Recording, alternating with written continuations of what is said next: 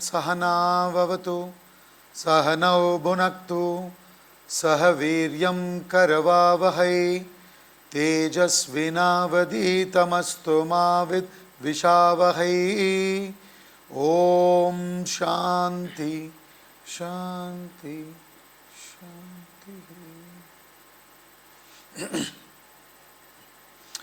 We'll chant Srimad Bhagavad Gita, chapter 2, verses 61 to 66.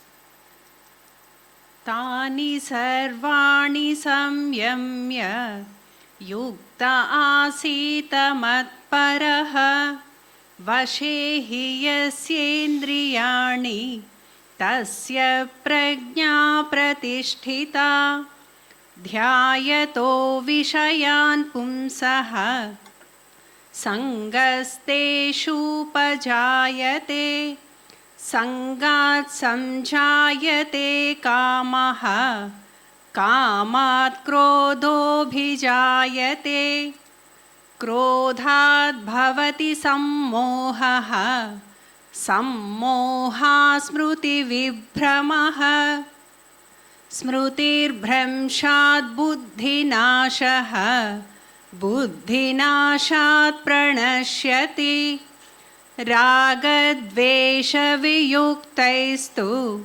Vishayanindriyaischaran Atmavashairvidheyatma Prasadamadigatchati Prasade sarvadukhanam Hanirasyopajayate Prasanna chetaso hyashu buddhih paryavatishtate Nasti buddhirayuktasya nacha yuktasya bhavana nacha bhavayata shantihi ashamtasya kutas sukham.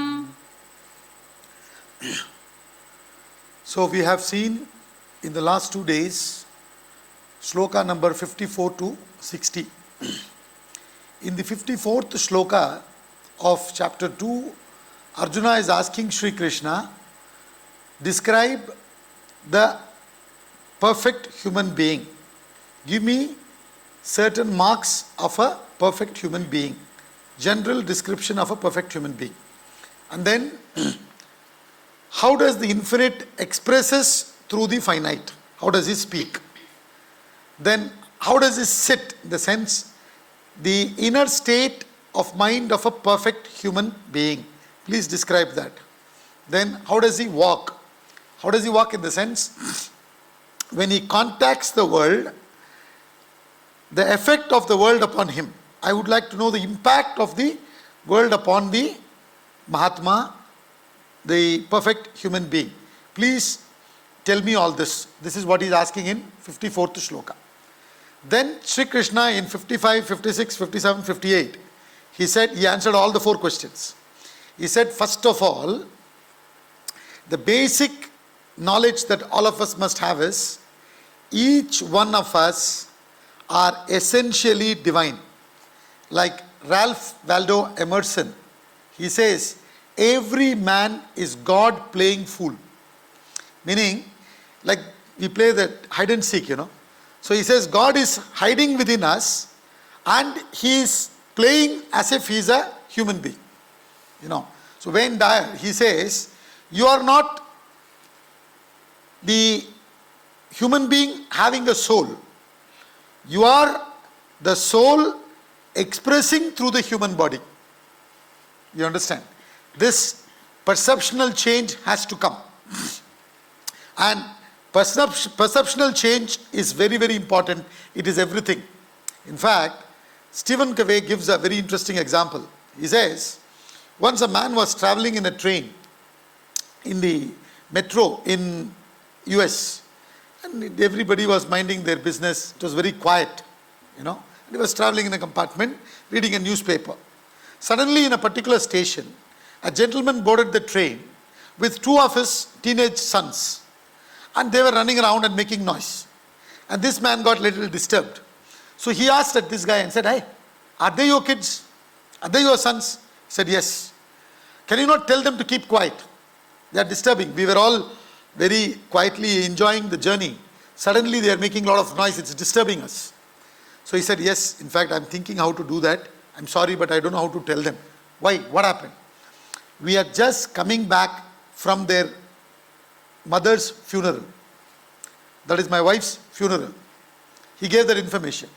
Immediately that man said, oh, no. Then let them be. Don't tell them anything. Let them be. See what has happened? Same situation. Right? The noise that they are making is continuing. It has not stopped.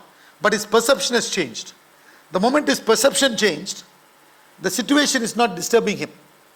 Earlier the situation was disturbing. Now it doesn't disturb. Nothing has changed. Similarly, world as it is will not affect you once you understand about your true self, who you are. So Vedanta says every human being, every being for that matter, is essentially divine. In fact, this entire universe is a manifestation of that divinity only. You understand? That's why in the Vishnu Sahasranama, when he starts giving the Vishnu Sahasranama, 1000 namas of Lord Vishnu, it starts like this: Vishwam Vishnuhu.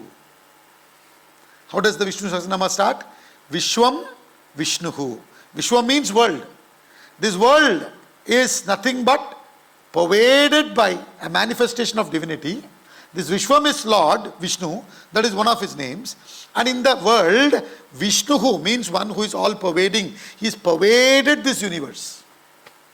There is nothing that is not divinity. It is simply hidden in the human form, in the animal form, in the vegetable form, in the mineral form, in all different forms. That's why in Vedantic language, we use this term Nama Rupa for the world.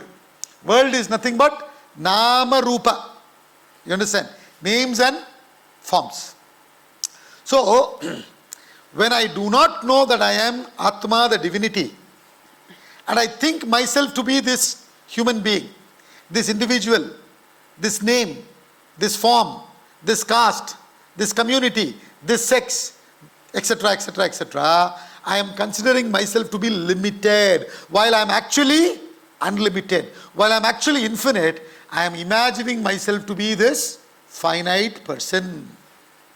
And when I think I am finite, when I think I am limited, there is a sense of insecurity.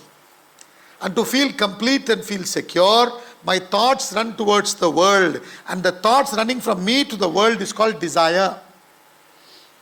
You understand? Then I like to fulfill my desire, get the object of my desire, and try to get that sense of security. But when I fulfill one desire, what happens? 10 more desires come. Then I try to fulfill that 10. Then 20,000 more desires come. Then I fulfill 20,000. Then 2 lakhs desires come. And whole life, what is happening? I'm chasing the objects of my desire. I'm never fulfilled. You understand?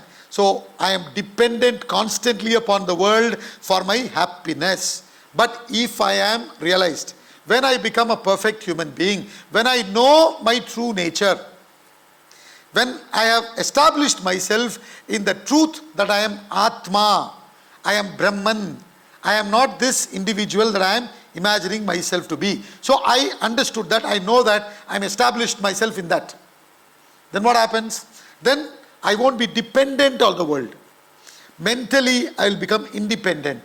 Then I will be using the stuff in the world for transactional purpose only. Swami Ramtirtha beautifully summarizes it by saying, iron and gold is good for buying iron and gold. What is it? Iron and gold is good for buying iron and gold. So, if you want iron and gold, you should have little bit of iron and gold. You can use it and get more iron and gold. You understand? But if you want happiness, you can't be dependent on iron and gold. So for transactional purpose, you use the material stuff in the world. But don't become dependent on it for inner happiness. So that is the first state of a perfect human being. What is it? He is absolutely independent mentally. Number 1. Number 2, he said, if he is independent, will he have emotions? Or will he be indifferent? He said, no. He will have emotions, but he will not be emotional. See, you should have emotions, otherwise you will become a piece of wood. And if you have emotions and you get affected, you are then like an animal. But if you have emotions and you keep your emotions under your control, then you are a human being. So he says, a perfect human being has emotions, he is not indifferent, but he keeps his emotions under control. He is never emotional. Second point.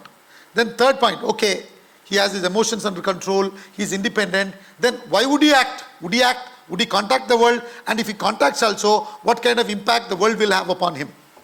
He says, he will act. As I told you, he will not act propelled by desire, he will act propelled by compassion, he will act propelled by love. From a relative point of view. From a relative point of view, he'll be filled with love. He is identified with every being. He understood that everything is nothing but the manifestation of that divinity. You and me and all of us are that one divinity only. So then there is identification. In that identification, he starts manifesting his nature. You understand? Yas sarvatra anabhisneha tattat prapya shubhashubham na abhinandati na dveshti tasya prajna pratishtita. What did he say? He will be dynamically contacting the world. In fact, there is nothing stopping him.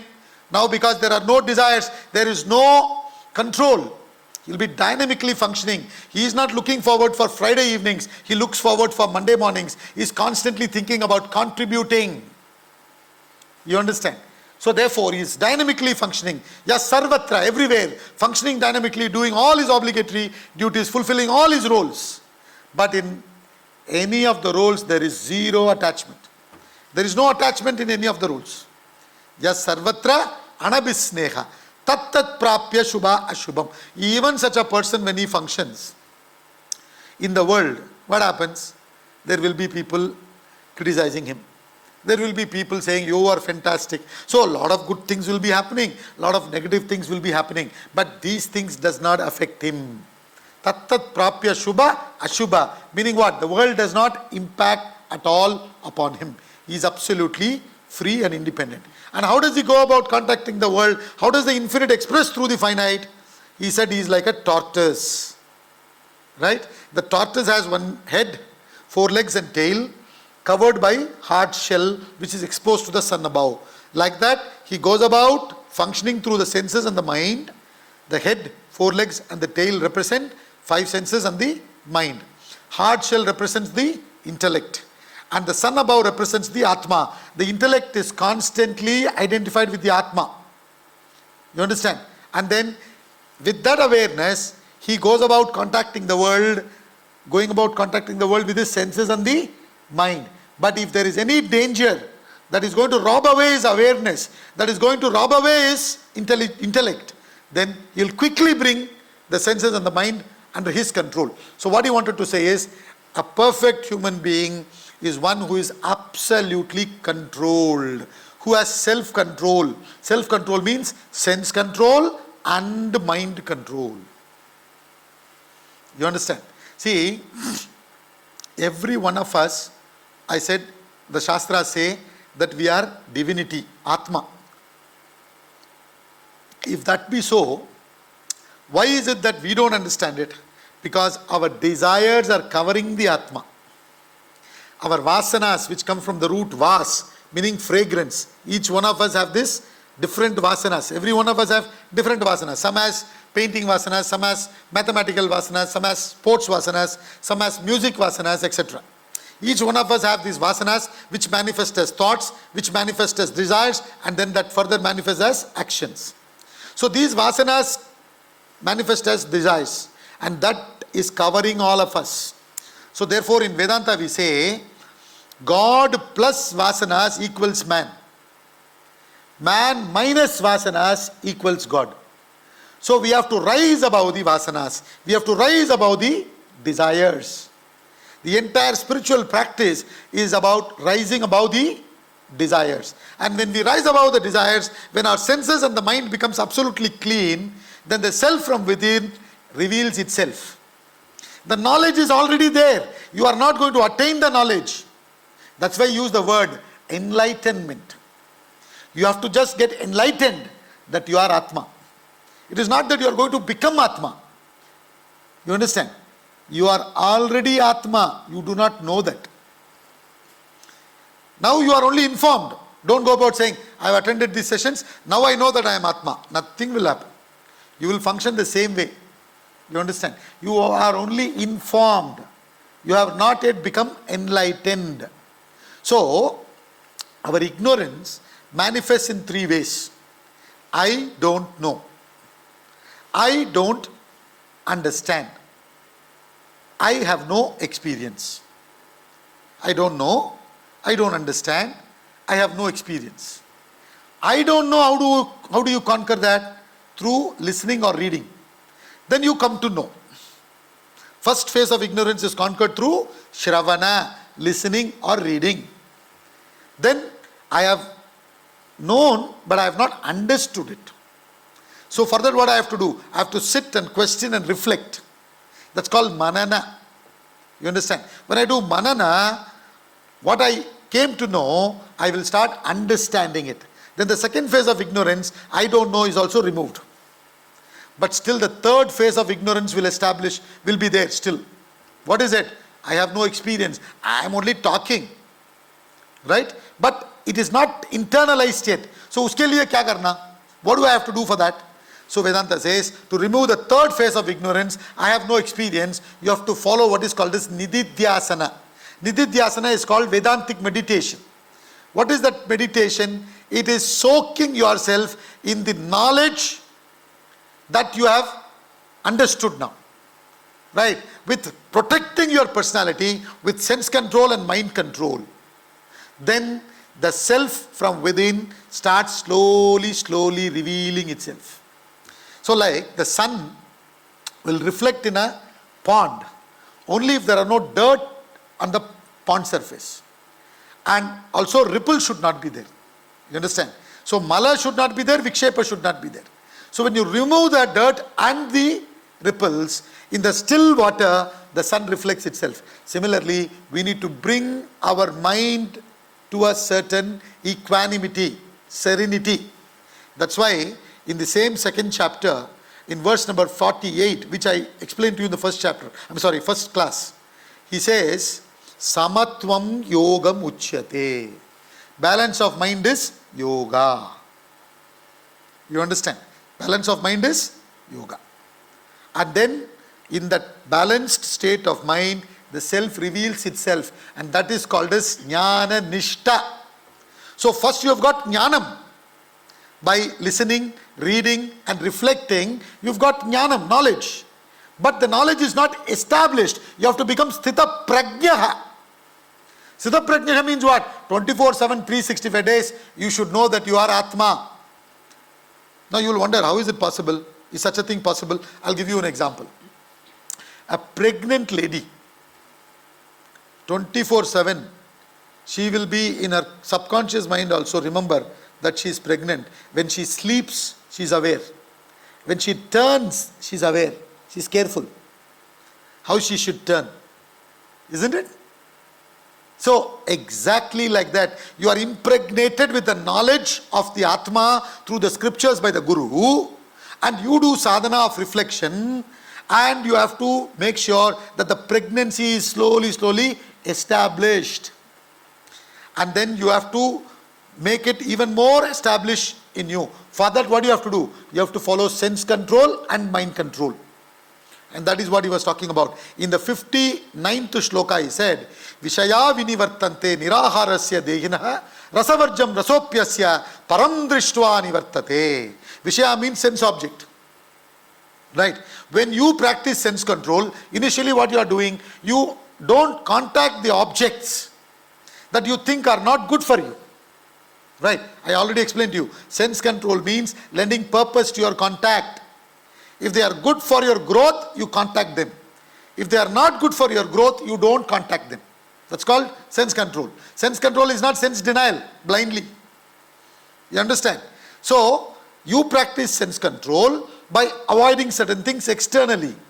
But you have to be careful. Why? Inside the rasa is still lingering, and the rasa will linger till you realize the self. Param drishtva nivartate. For that I gave you an example. What example? What example did I give you yesterday?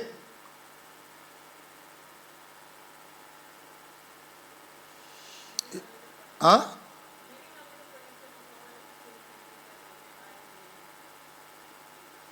If you don't answer the question correctly, I will extend my stay. You will have to experience the torture of me staying here and coming every day and giving lecture. Tuberculosis. You remember? A patient who is suffering from tuberculosis, the doctor gives medication for a particular few months or year. I don't know exactly. I think it's about a year or so they give you medication. Depends on the case to case. Now you have to follow the medication for the entire duration. In between, maybe after 3 months or 4 months, you will feel much better. If you stop, it will come back. Similarly, you are practicing sense control, but the rasa, the relish is lingering, isn't it? Sometimes what happens, you have said no, you don't want it. It's not good for you, let's say. See, I am a South Indian.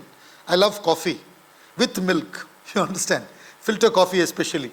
So now I think maybe milk is not agreeing with my body. I don't know, I'm not yet sure. But I avoided it, I'm feeling slightly better. Okay? I've not done any allergy test or anything. So, I avoid it. I have black coffee. Right?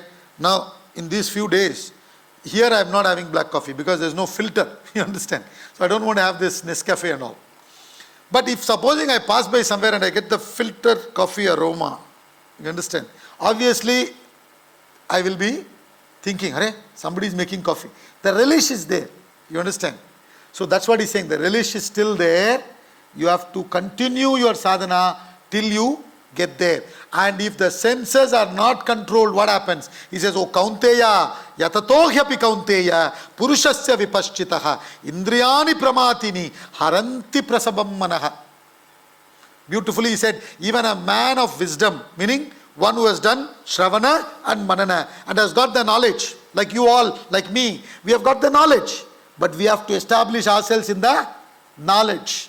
And we are trying, we are doing sadhana, we are trying, we are putting in efforts. People like us, yatatohyapi Kaunteya, purushasya vipaschitaha, wise people, knowledgeable people, informed people, indriyani pramatini. Please understand, your indriyas, your senses are very, very powerful and turbulent.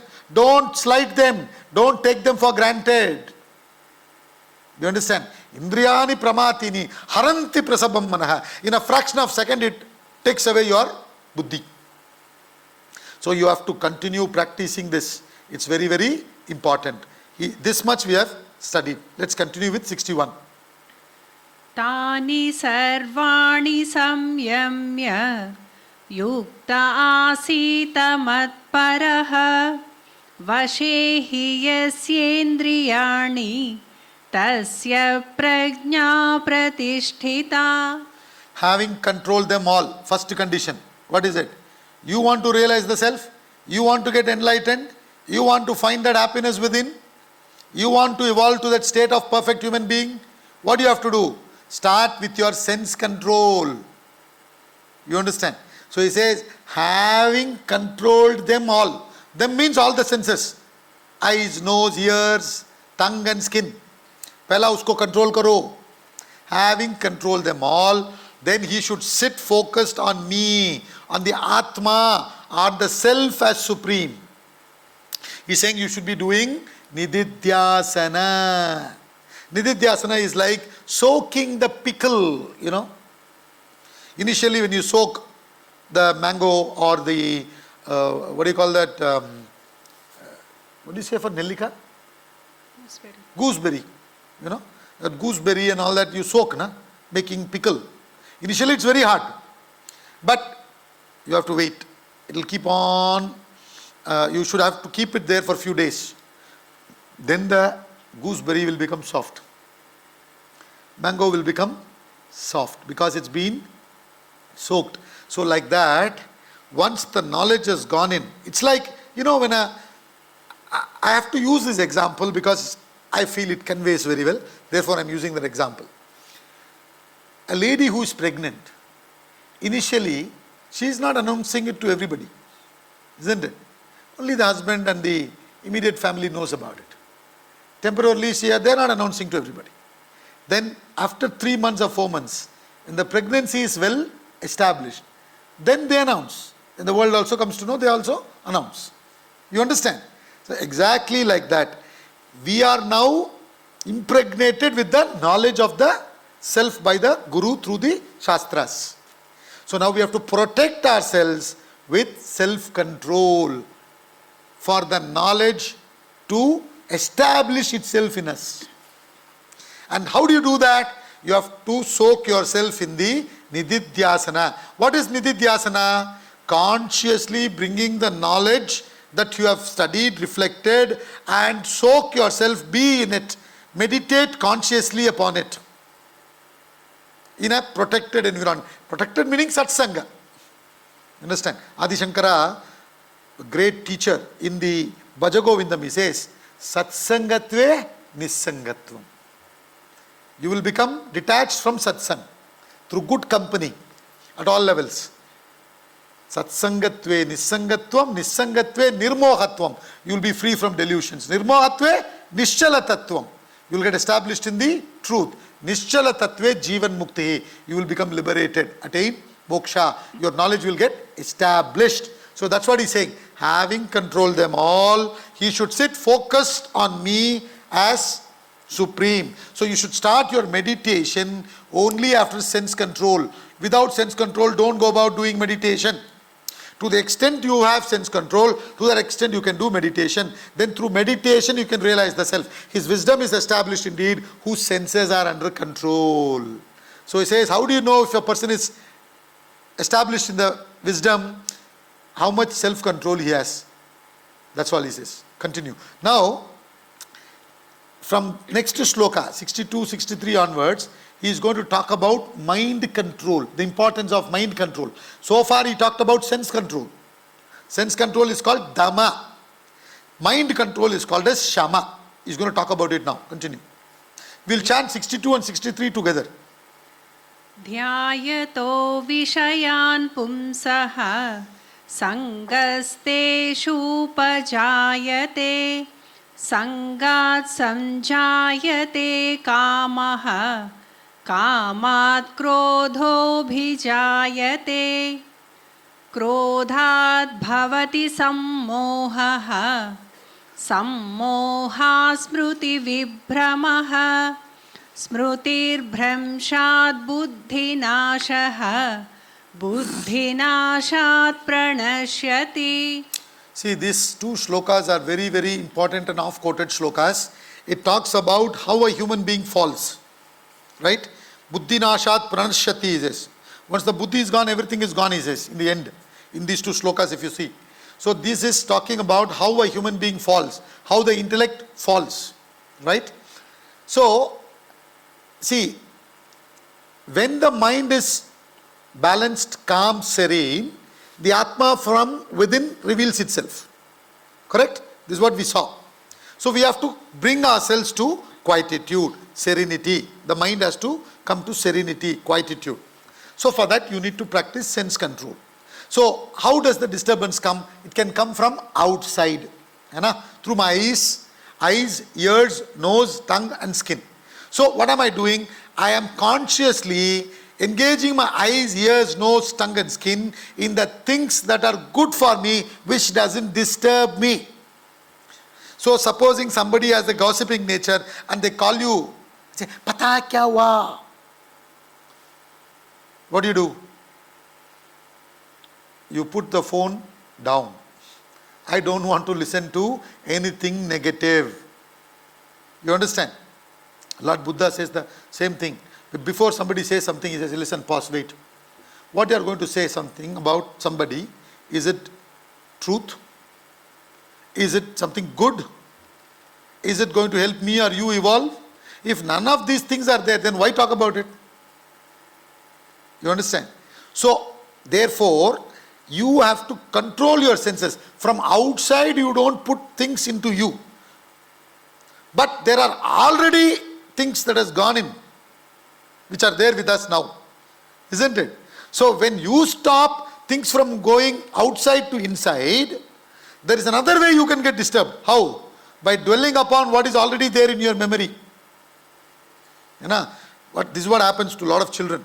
They are very interested in listening to horror stories in the evening. Then night they are afraid. Mujhe chhod ke mat jao. Evening, please tell me, please tell me, please tell me. And in the middle of the night, in case they have to go to the restroom, they'll say, please somebody come with me. Why? Who asked you to listen to all these things? So in the past, we have heard so many things. We have put all kinds of things inside us. Isn't it? They're all there inside. This glass is there, very clean.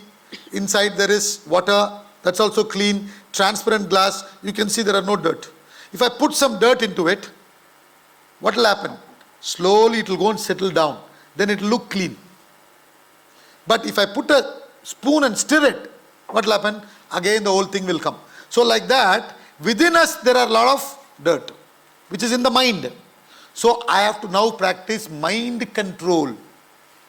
If I don't practice mind control, if I allow my mind to go into those things, you understand? Into the past and future, sitting down and daydreaming, right? Which is all stored in my memory.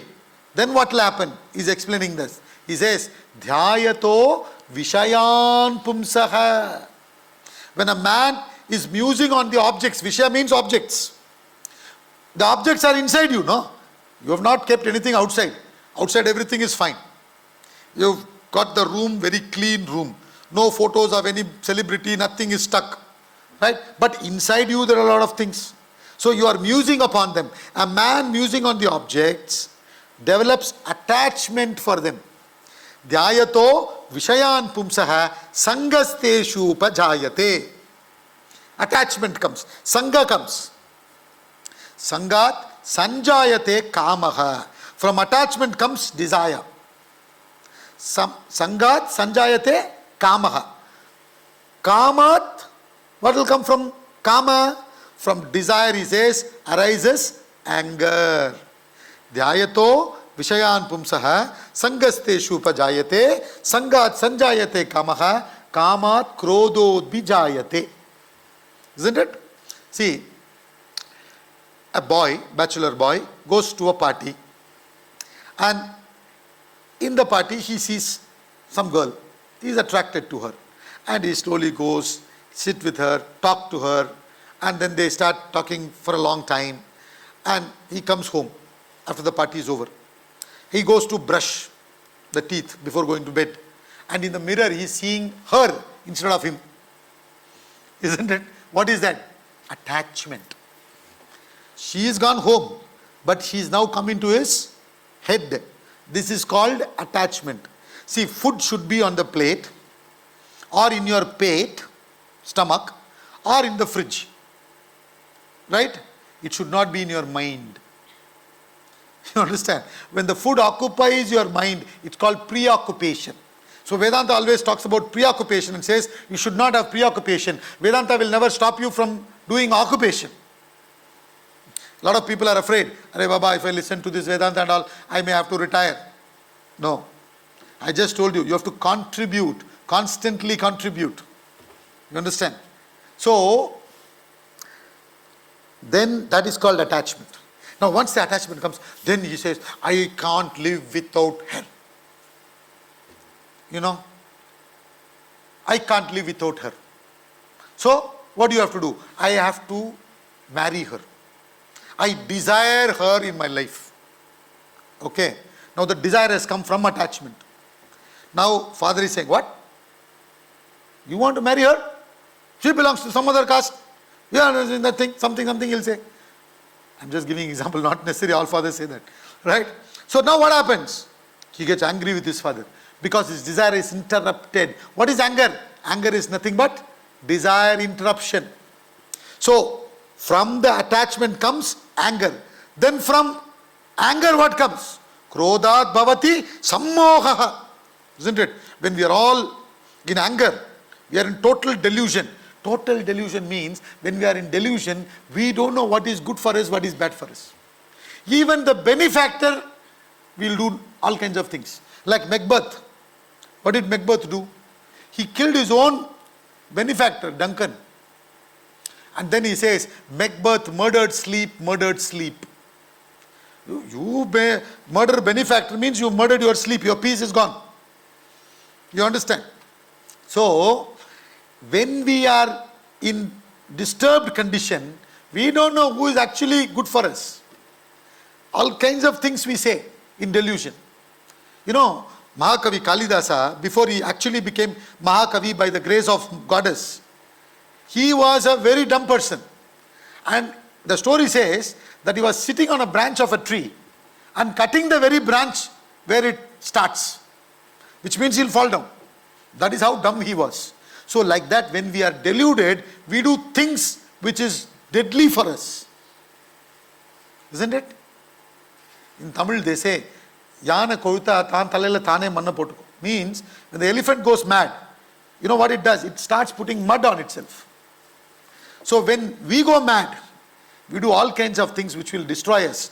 When we get angry, what happens? We get deluded. We don't know who is our benefactor, who is our malefactor. And we will start blasting the benefactor. This is out of delusion. Our discrimination goes away. And when the discrimination goes, when the delusion is gone, when the delusion comes, what happens?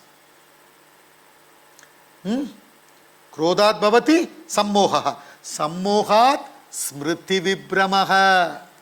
Smriti means knowledge that you gain through studying, reflecting. Your memory goes for a toss. You don't know whom you are talking to. You will tell your boss, you keep your job, man. And your boss knows you have children, you have loans, you have to pay, and you are out of anger saying, I don't want the job, you keep it, I am resigning. She says, Hey Baba, listen, please don't do this. Think about it. No. You keep the job, you may need it, I don't need it. Okay. And you will write the resignation letter and give it to him. And he will wait for 2-3 days. If you will come back and take it and come to work, he talks to your wife, everybody. But nothing doing, man. I don't want his job. Tell him to keep it. And what does he do? After 3-4 days, he'll forward it to the higher ups. And it's accepted. And they found another fellow also. Now you are saying, please, can you give me the job? What is it? When you are in delusion, you don't know what you're doing. A lot of us say this, no? If I get angry, I don't know what I'll do. That is the fact. When we are in anger, it's madness. It's a temporary madness. We go lunatic temporarily. We don't know what we are doing. Right? So that's what he's saying. When we get deluded, our memory goes. Smriti goes.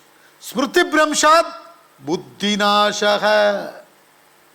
The capacity to discriminate, think and take decisions goes. To control our likes and dislikes. What is good for us, what is bad for us. All that capacity completely gone.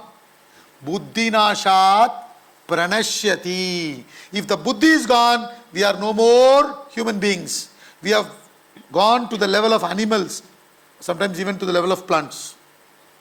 So that's what he's saying. Dhyayato vishayan pumsaha sangasteshu pajayate sangat sanjayate kamaha kamat krodot vijayate krodat bhavati sammohaha sammohat smriti vibramaha smriti bramshat buddhinashaha buddhinashat pranashyati. You would have seen that in that ladder of fall diagram, no? The picture that they projected. How you slowly fall. So therefore, he's giving the importance of keeping the mind under control. You can't sit and start thinking about something. You need to have a higher goal, higher vision. And in the case of Atma Jnanam, you should be reflecting upon the Atma Jnanam. You should be associated with things which are going to help you to be in that Atma Jnanam. That's why they say what kind of food you should eat. Huh? See, we are staying in a guest house, you know. Now, they ask us, what food can we give for you for lunch? Or we sometimes say, but we have to think, Arey Baba, you know, mornings I'm lecturing in the schools. So sometimes they want morning breakfast, kya kare? And they had the discussion, sabudana kare? You understand? And we all like sabudana also, because we have had it in the academy. But we said, no, abhi nahi, because sabudana will make us feel sleepy, you know, and we have to go and give lecture. So we will have it in the night. So what I'm trying to say is, you should think, what is my purpose? You understand? According to that, what food? How much? What kind of people? You understand? All that, buddhi has to be there. If that buddhi is not there guiding the senses and the mind, what will happen? He is saying buddhi is gone, then what will happen? If buddhi is gone, everything gone. What it will do? What will happen? It will take away your peace. Therefore, you have to follow mind control. You understand? It is essential to have that peace. Continue. रागद्वेषवियुक्तैस्तु विषयानिन्द्रियैश्चरन् आत्मवशैर्विधेयात्मा प्रसादमधिगच्छति. Raga dvesha. Raga means attachment. Dvesha means aversion. So, raga dvesha viyuktaistu. Vishayan indriyaischaran. Beautifully he says, but the self-controlled man, Atma Vashay Videyatma. 2 words he uses. Atma Vashay, whose senses are under his control. Videyatma, whose mind is also under his control. You understand? 2 words. Atma Vashay Videyatma. Meaning, whose senses are under control and whose mind is also under his control. But the self-controlled man, who has both his senses and the mind under his control, free from likes and dislikes. Now, free from likes and dislikes does not mean he will not have any likes and dislikes. जो भी दे दो ठीक है, ऐसा नहीं होता है. You know, you call a Mahatma to your house, and you ask, you are going to give him lunch. You are preparing lunch for a Mahatma. So you ask, Swamiji, what can I make for you? You know, what would you love? Or you ask the disciples, Swamiji is coming, what would Swamiji like? What shall I make? Isn't it? And Swamiji will say something, I don't know, just example. Let's say he said masal vada or samosa. Huh? Swamiji eating samosa? You understand? You start judging him. Arey, he has likes and dislikes. That doesn't mean his likes and dislikes controls him. You will have likes and dislikes. Nothing wrong in having likes and dislikes. The likes and dislikes should not be controlling you. You should be controlling the likes and dislikes. You know, in front of Ganesha, Lord Ganesha represents ideal human being, perfect human being. See, why we worship so many gods and goddesses, there are so many meanings, reasons why we worship so many gods and goddesses. What do they represent? How do they help us in life? We don't understand all these things. We mechanically worship. Recently we had this Ganesh Chaturthi. Before that we had, what do you call that, Janmashtami. You know, we celebrate. We don't know why. Abhi Deepavali aane wali, why? Why do we chant these invocations before the class? Why do you have to chant certain prayer before eating the food? What do you chant before in the morning? We don't know. We simply mechanically do. So Swamiji has given a book called The Symbolism of Hindu Gods and Rituals. It's there available in the publication counter. Very interesting book, small book. All of us can read that. In fact, I am not doing marketing. Please understand, it's up to you. But Deepavali is coming. Instead of giving lot of useless things as gifts to others, like, you know, in the schools when I go, they don't give me bouquet. They give me plants. You know, and they also make me plant something in their school. You know, so something useful. So this book, Symbolism of Hindu Gods and Rituals, he talks about the symbolism of Ganesh Ji. One of the gods, Ganesh Ji, Shiva, Parvati, everything he talks. All gods ke bare mein he has written there. So in Ganesh Ji, who represents the perfect human being, in front of him there is a rat. The rat represents your mind, my mind, the greed especially. You understand? And in front of it there is modak, laddu. The rat wants to eat, but looks up to Ganesha, do I have the permission to eat? You understand? So exactly like that, even in a perfect human being, likes and dislikes will be there, but he will be free from it. That's what he's saying. Free from the likes and dislikes. Moving among the objects.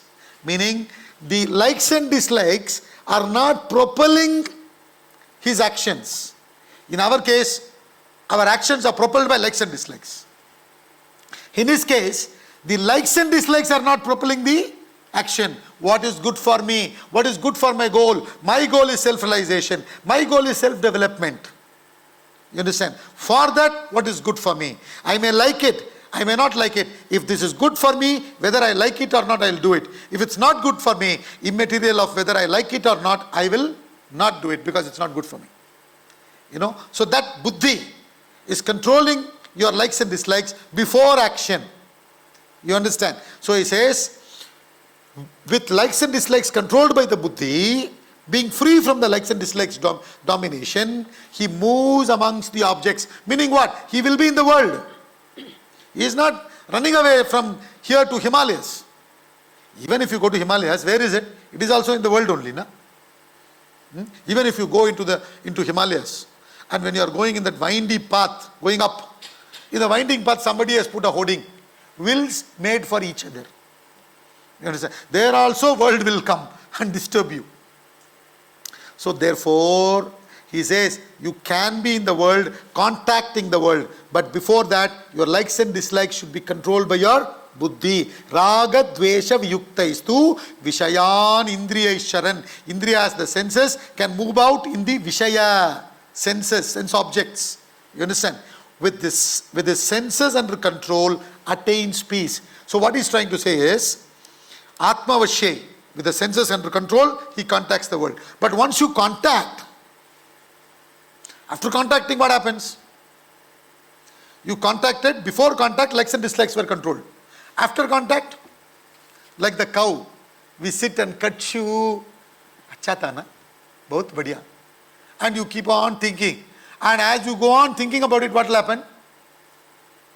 You form desires. You strengthen the desires. The desires get more intensified and strong. Your vasanas become more and more. God plus vasanas equals human beings. Human beings minus vasanas equals God. You will not become God. You will be adding more vasanas. Isn't it? So what do you have to do? You have to still practice another form of self-control. What? After having acted, making sure you don't propel your actions by the likes and dislikes. And having contacted, you should control yourself from indulging in the contact. You have to move to the next experience.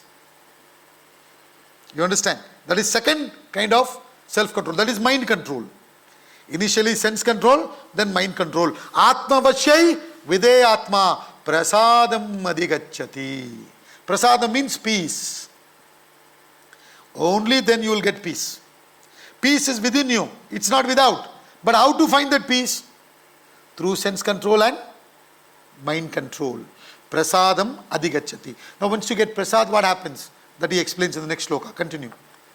Prasade sarva dukkhanam hanirasyopajayate prasanna chetaso hyashu buddhi paryavatishthate.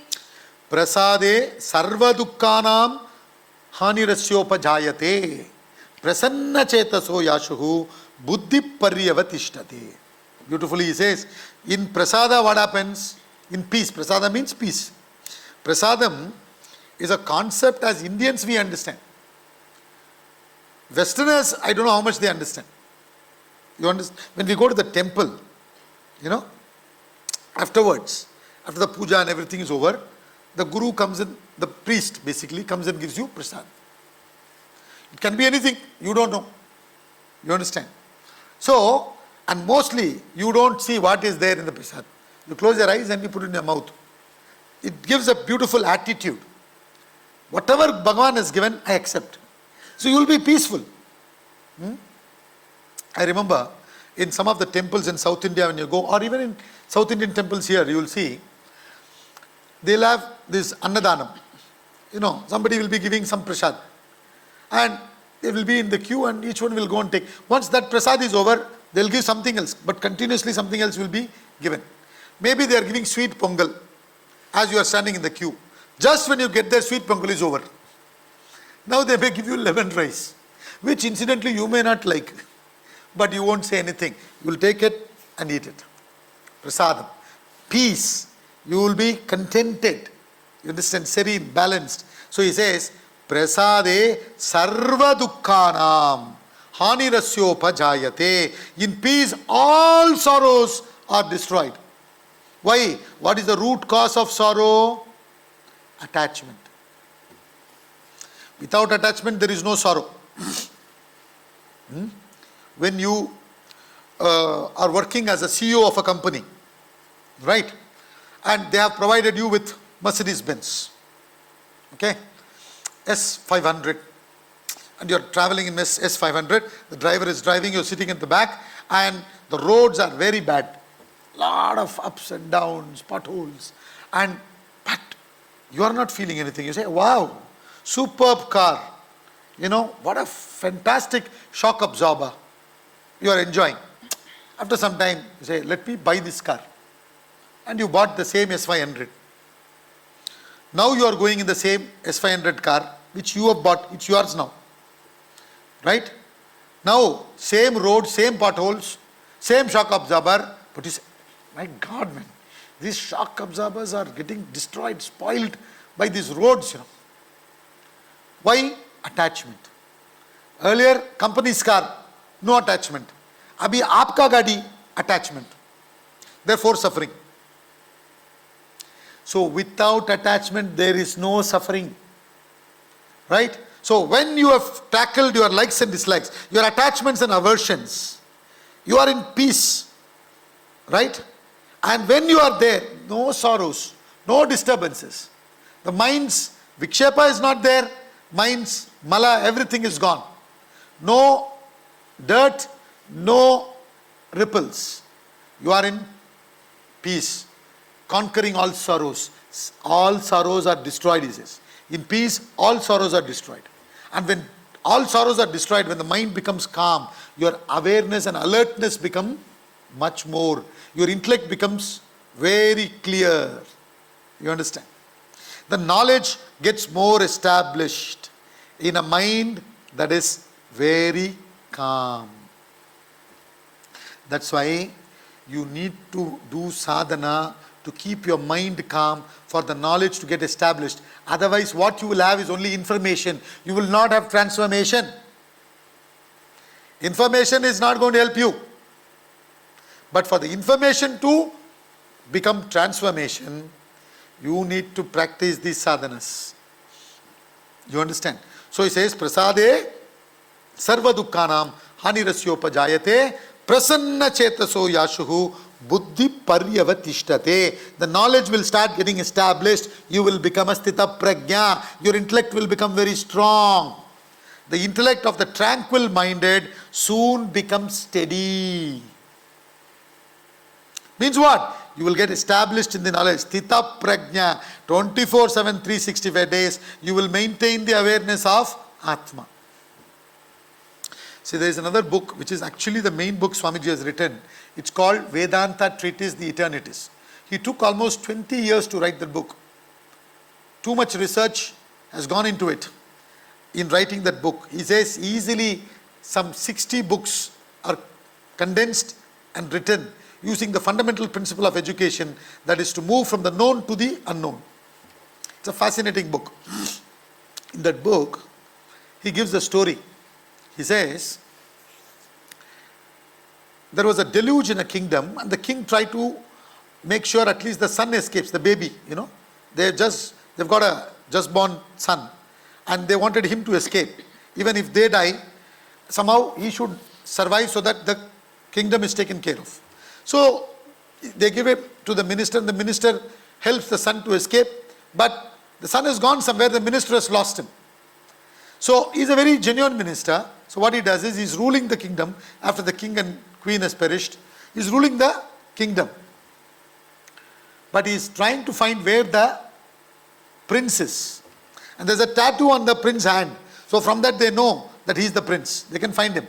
But they're trying, they were not able to. After too much difficulty, they found out he is sitting in the same kingdom somewhere and begging on the roads. They found him and they brought him to the kingdom and coronated him. He didn't know what is happening. So something is going fishy, He got scared. He is happily sitting and begging. He had the freedom to move on wherever he wants. Now as a king he has to wear all those clothes and it's too much for him. So he tried to escape. He didn't understand. He escaped. And they again caught him and brought him back. Now he understood. Oh, I am the prince, is it? Okay. So without knowing, I thought I am the beggar and I was begging. Right? Now he understood. And he knows that he is the king. He is not a beggar anymore. He is the king. So, but He said, let me go and try what I was doing before, just for fun. So he goes, sneaks into the country, disguising himself as a beggar, going and begging. But there's a difference between when he was begging before and begging now. What is the difference? What is the difference? Awareness. Earlier, he had no awareness that he is the king. Now he has the awareness that he is the king. Even when he is begging, he is a master, not a beggar. You understand? So that's the farak. That's the difference that will happen. So he says, in a tranquil minded, the knowledge, awareness gets established, soon becomes steady. It's just a question of time. Continue, one more sloka. नास्ति बुद्धिरयुक्तस्य न चायुक्तस्य भावना न चाभावयतः शान्तिः अशान्तस्य कुतः सुखम्. Na asti buddhi ayuktasya. Ayukta, yukta. He uses two words. You should understand what is yukta, who is ayukta. Yukta means one who is centered in the knowledge, one who is focused in the path, one who is interested only in establishing himself in the self, Atma, in the work that he is involved in his goal, towards his goal.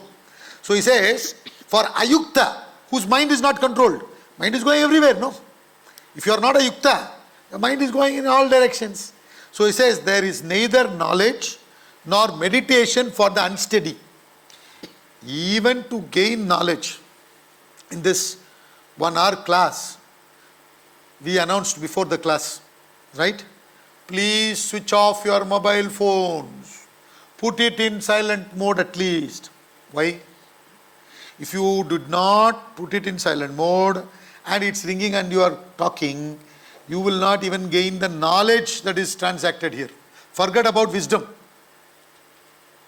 You understand? So for ayukta, one who has no discipline or control over the senses and mind, right? There is no knowledge.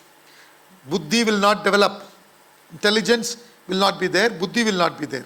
And if buddhi is not there, nor meditation is as nididhyasana, possibly nahi. Shravana itself is difficult. Manana itself is difficult. Nididhyasana kaisa ho sakta hai? Meditation kaisa ho sakta hai? You understand? There is neither knowledge nor meditation for the unsteady. And to the unmeditative, there is no peace. So when you haven't got this knowledge, when you haven't got this capacity to control your mind and direct it in life, you will not have peace. And to the peaceless, how can there be happiness? Ashantasya kuta sukham. When the mind is wandering, helter-skelter, here and there, disturbed, how can there be happiness, he says. So, with this we will conclude today's class. Tomorrow, we will be seeing the happiness quotient. What is the quotient for happiness? What is the formula for happiness? That we will study tomorrow. Tomorrow being the last day, we will be having the last 6 shlokas of this particular chapter. We will study that. And before starting, I will talk about the happiness quotient. What is the formula for happiness?